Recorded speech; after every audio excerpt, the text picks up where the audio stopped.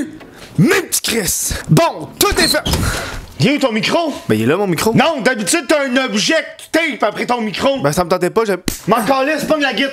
Pogne la guitare. Ça n'a pas rapport avec l'offre. Tape-le! Juste avant de commencer la vidéo, juste te dire qu'en ce moment, sur whatthefuckf.com, c'est 20% de rabais sur tout avec le code DCHRIS20. Le plus gros rabais de l'année. Tout est fermé, ce qui veut dire qu'on revient à la fameuse routine de confinement. Tu sais, tu te lèves, tu te crosses, tu manges, tu écoutes la télé, tu te crosses, tu chies, tu te crosses, tu manges, tu écoutes la télé, tu te crosses, tu dors. Tu vois, moi, pour ce confinement-là, j'ai décidé que j'allais jumeler chier puis me crosser. On va économiser un petit 2 minutes. C'est sûr que le premier confinement, il a comme pas mal épuisé mes réserves de Netflix puis de ici tout.tv. En plus, je t'ajoute dans mes émissions de Step Sibling Cut. Fait qu'en place, j'ai décidé, gars, on va écouter de quoi du passé. Une télé-réalité québécoise du début des années 2000. Je parle pas ici d'Occupation d'eau, non. Mais je parle plus de son cousin problématique qui arrête pas de faire des calls sexuels. Tu sais, t'es comme... Dude, on est en famille, c'est pas le moment, Nicolas. Arrête de lancer des amandes enrobées de chocolat dans le décolleté de Nicole. C'est la sœur de ta mère, Nicolas. Vous avez compris que je parle évidemment de Loft Story saison 1 qui est sorti en 2003. Loft Story, c'est un peu comme Big Brother célébrité, sans les célébrités pis ben de la tension sexuelle. Puis étonnamment, dans les deux, il y a une apparition de Varda. La raison pourquoi c'est tellement bon, c'est que c'est tellement wrong. Toi, tu fais du culturisme. J'ai des préjugés envers les gars qui font du bodybuilding. On a toujours l'impression que c'est des gars qui ont tout dans les muscles et qui ont rien dans le cerveau. Puis t'as un bon cerveau aussi pour aller avec tout ça. Tout à fait. Bon, ben non, mais c'est ça, il faut rassurer les gens. T'es pas juste dans le... Yannick, bonne chance, OK? Merci. Tout dans cette télé-réalité-là, aujourd'hui, ça se ferait cancel. On pourrait se faire un plan de suite, là. Ouais. 3 gars par chambre avec 3 filles. Force, grand conne! Le but de cette émission-là, c'est de détruire psychologiquement les candidats, Big. C'est juste ça leur objectif. Ils sont 12! 1 heure d'eau chaude par jour. 12! Pas de laveuse, pas de sécheuse, la lessive à la main comme dans le bon vieux temps. 12! Il y en a juste une. Cabinet de toilette, il n'y a qu'une toilette ici. Oui. Tout pour taper ses nerfs du monde pis qui pète des coches. Pis la beauté d'écouter une émission de télé aussi vieille que ça, c'est qu'à l'époque, il n'y avait pas Instagram, les réseaux sociaux. Fait que le monde qui participait là-bas, il n'y avait pas de gains après ça. Il n'y avait pas des abonnés Instagram. Fait que c'était des hosties de sauvages. Ce qui rend spécial la saison 1 de Love Story, c'est que le dimanche, pendant le talk show, il y a un expert en psychologie qui analyse le comportement des lofters. Pis ce gars-là, c'est nul autre. Docteur Maillot, Pis ça, c'est divertissant en tabarnak. Si tu sais pas c'est qui le Doc Mayou, man, ouf, attache ta tuque avec la dèche, il cresse. Bon, moi juste vous parler des moments qui m'ont le plus marqué parce que c'est 63 jours de télé-réalité. Il y en a des jours qu'il y a rien qui se passe. À chaque semaine, il y a comme un party, pis c'est des hosties d'animaux. Viens nous frencher! Est-ce que vous voulez que j'attende? Chris, ah ouais, tabarnak!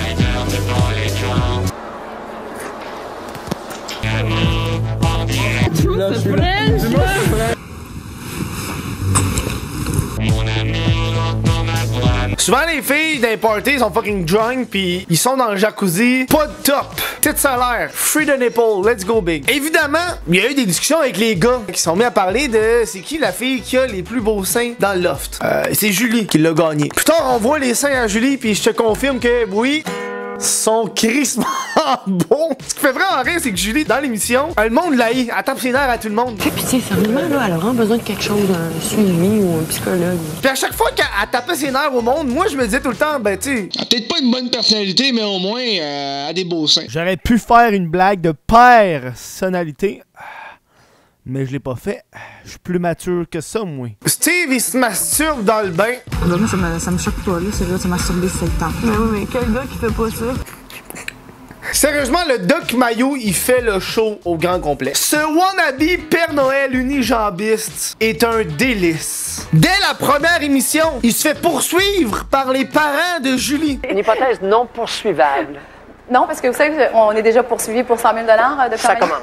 Il y a comme un triangle amoureux entre Samuel, Brigitte et Marie-Laurence. Ciao, ciao, Jalapagno, ciao, Daliga, Jalapagno. Mais pour le Doc Mayou, c'est pas un triangle amoureux. Samuel est un mou. C'est évident que c'est pas un triangle amoureux, parce qu'il y a une raison très simple. Ben voyons, écoute, c'est très simple. Laquelle des deux le fait bander? Samuel, il fait juste bander pour Brigitte.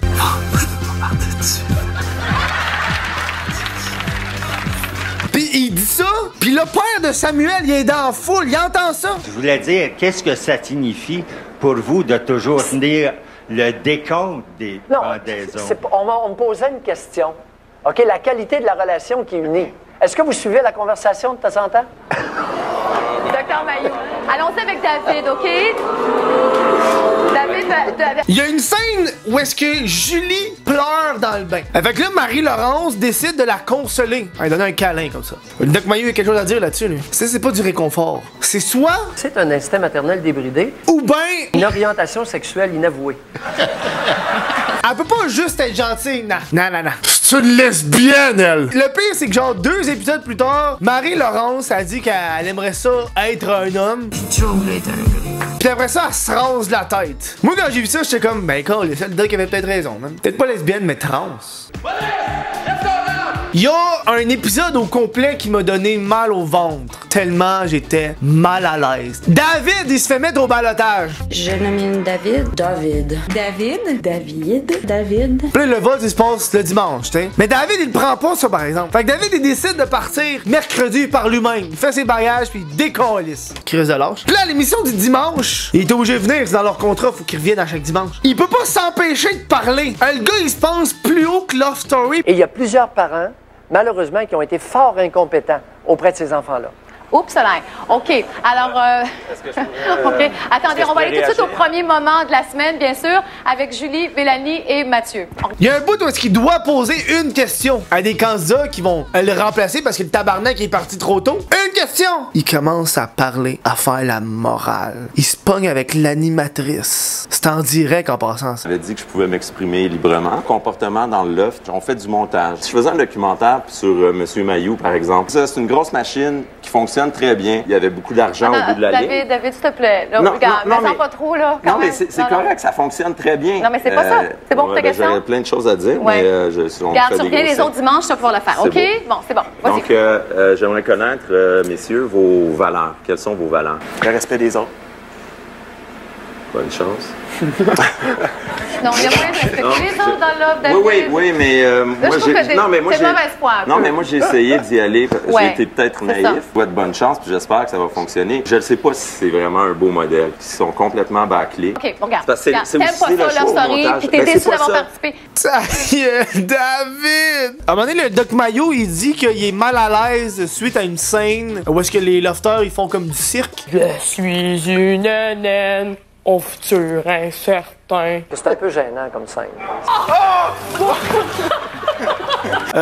Puis Steve, il peut pas s'empêcher de faire une blague qui fait un fret sur le plateau. Parce qu'il peut pas monter sur des échasses.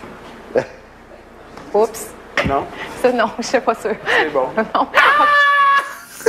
Toutes les fois qu'ils peuvent montrer les filles qui changent, ils vont le montrer. C'est juste pas nécessaire. Dans le premier épisode, ils font des petites vidéos à introduction, tu sais, pour introduire les candidats, pour les vendre, pour les mettre bons. Steve, il a juste l'air d'un hostie de loser, man. Bien qu'il habite un endroit paisible, sa vie n'a pas toujours été un long fleuve tranquille. Depuis son enfance, Steve a vécu de nombreux déboires qui l'ont mené un jour à tout perdre. Il est revenu vivre chez ses parents afin de reprendre son souffle, mais lui rappelle à chaque jour qu'il est seul. Puis tu sais, ils vont mettre comme le métier en dessous des noms des personnes. Steve, ils ont écrit rêveur. Plus tard dans l'émission, t'apprends que le dude, ça fait juste 4 mois qu'il prend plus de drogue. C'est un ancien toxicomane, Steve.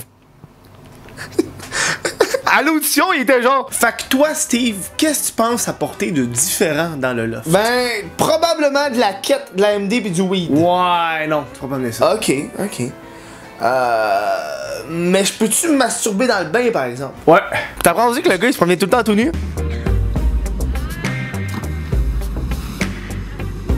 Je sais que j'aime me montrer. Oh bon, ben, attends-moi, non, je veux dire, vous êtes obligé à sortir, moi je m'en fous. T'es pas obligé de me regarder si tu veux.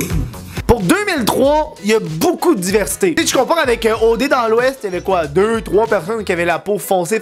Mais dans Love Story, il y avait quand même 2 candidats avec la peau foncée, là. Samuel et Marie-Laurence. Quand j'ai vu ça, tabarnak! Man, la dernière fois que j'ai vu une blackface comme ça, c'est Thierry Doucet en 2020, man. C'est l'équipe qui a dû leur donner le matériel pour faire du blackface, là. Ils pouvaient pas aller dans un magasin, ils sont enfermés. Marie-Laurence Laurence, c'est même pas du bon blackface. Parce que Stéphane Moraille est pas aussi foncé que ça. Pis moi, quand j'ai vu ça, j'étais comme déçu. Parce que, tu sais, tant qu'à être raciste, aussi bien avoir le bon ton de peau. La scène, elle m'a fait rire en tabarnak parce que j'étais malaisé, tu sais. J'étais pas pour être fâché d'une émission qui est sortie il y a 18 ans. Hey, hashtag cancel Love Story Big, ça joue pas. Ça a déjà été cancellé. Là, je sais que ça va être plate pour les prochains jours avec le confinement, fait que j'ai décidé qu'à partir du 2 janvier, à tous les soirs, on allait faire un marathon de Love Story saison 2 à saison 6 Big. Moi, toutes les écouter en direct sur mon twitch.tv Twitch. Fait que viens écouter ça. Ça va être mon projet de confinement, on va écouter ça au grand complet. Hey, j'espère que t'as apprécié la vidéo. Si tu l'as aimé, aime-la, partage-la, va regarder. Va sur Twitch, va sur mon Instagram, mon TikTok. Puis moi, pendant ça là, je me prépare parce qu'il y a un teaser qui va sortir.